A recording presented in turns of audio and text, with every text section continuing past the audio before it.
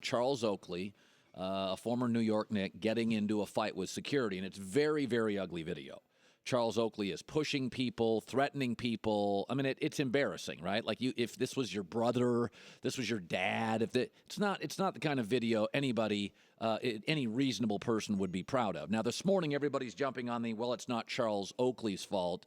This is James Dolan's fault. Oh, stop it.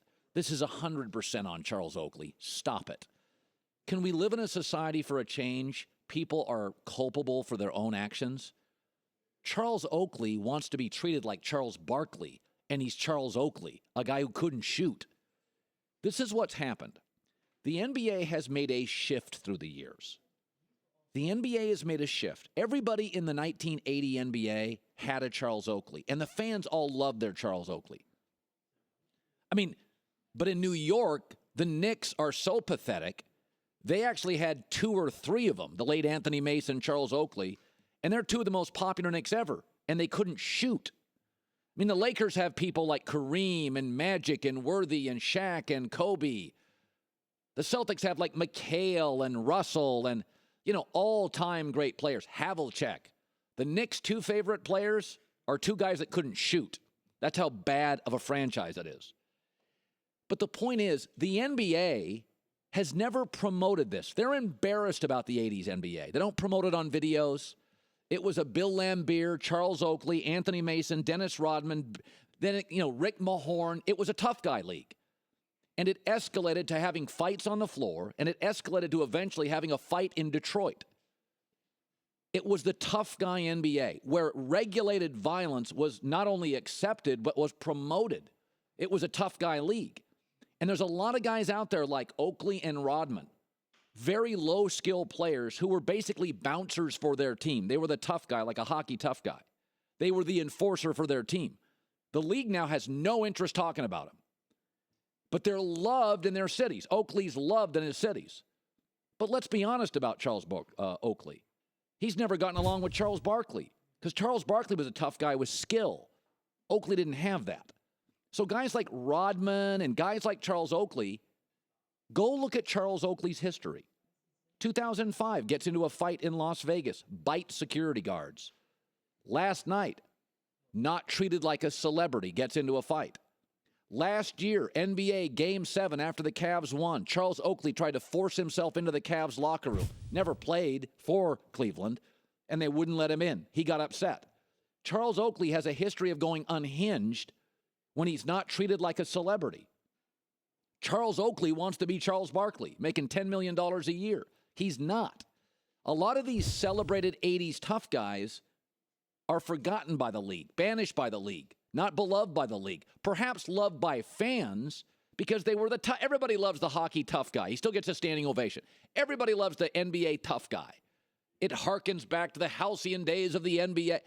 But those guys want to be treated like superstars. I have multiple violations and issues with Charles Oakley in his post-basketball career. Forget his basketball career. Tried to force his way into the locker room last year. Last night, getting countersued in Las Vegas. And in each one of these instances, Charles Oakley doesn't feel like he's being treated with respect. And it should be noted, one of his best friends is Michael Jordan. So imagine what it does to your self-esteem if you're Charles Oakley hanging around Michael Jordan at events. This is not on James Dolan. James Dolan's a lousy owner. James Dolan's a terrible owner. But New Yorkers have always had an entitled sense of what their basketball culture is anyway. It's a joke. It's not only irrelevant in the world of American sports, it's irrelevant in the NBA. Hell, it's barely relevant in New York when you consider the Yankee and the New York Giant greatness. But everybody this morning is stepping up. You've got to defend Charles Oakley. He would run into the stands for a loose ball. So would Larry Bird, and he could play. This guy was a tough guy. So was Charles Barkley. He could play.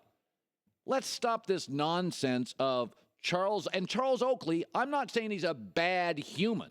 I think I've met him once, and he's kind of a likable guy. He's a real tough guy.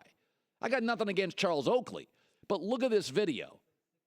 2005 Vegas, sued, altercation, bit a police officer. Last year, trying to force himself into the NBA locker room of the champions.